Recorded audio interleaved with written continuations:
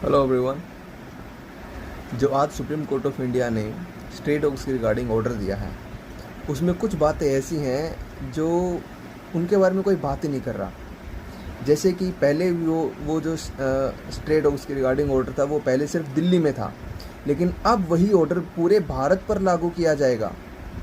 मतलब पूरे भारत में राज्य सरकारों को ये आदेश दिया गया है कि आप ऐसी पॉलिसीज़ फ्रेम करो कि जिससे कि आप स्ट्रे डॉग्स को रेगुलेट करने की कोई स्कीम बना सको।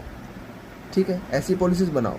तो पहले तो सिर्फ दिल्ली सरकार को कहा था, अब बोल दिया हर राज्य सरकार को, पूरे भारत में जितनी भी सरकारें हैं सबको।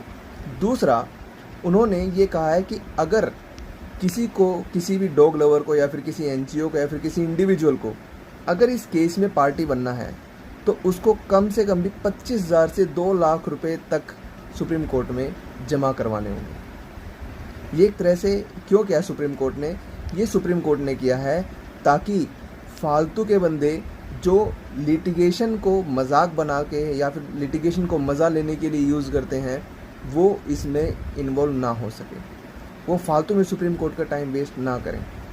तो 25,000 से 2 लाख रुपए तक का पार्टी बनने का जो प्रावधान है सुप्रीम कोर्ट ऑफ इंडिया का, वो काफ़ी काबिले तारीफ़ है और इससे काफ़ी ज़्यादा कॉस्ट बचेगी और टाइम भी बचेगा सुप्रीम कोर्ट ऑफ इंडिया का।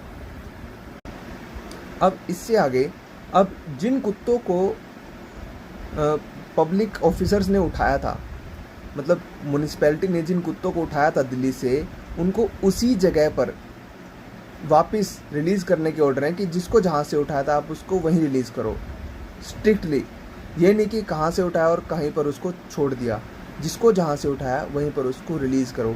एक ये बात वहाँ उस ऑर्डर में स्पेसिफिकली मेंशन है। और दूसरा, इसके अलावा क्या है कि कोई भी आदमी या कोई भी जनरल पब्लिक या फिर कोई भी इंसान स्ट्रे डॉग्स को पब्लिक प्लेस में फीड नहीं करवाएगा।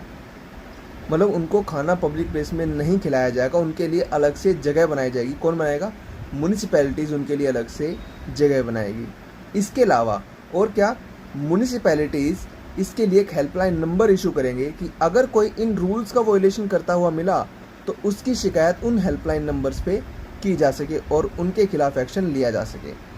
अब ये जितने भी orders supreme court of India ने दिए हैं, अब इसके बारे में आपका क्या कहना है कमेंट सेक्शन में मुझे ज़रूर बताना, ताकि हम उन बातों को इन वीडियोस में डिस्कस कर सकें। और अगर आप ये चाहते हैं कि मैं कोई डेडिकेटेड लाइव सेशन करूं इसके रिगार्डिंग, तो वो भी मुझे आप कमेंट सेक्शन में ज़रूर बताइए।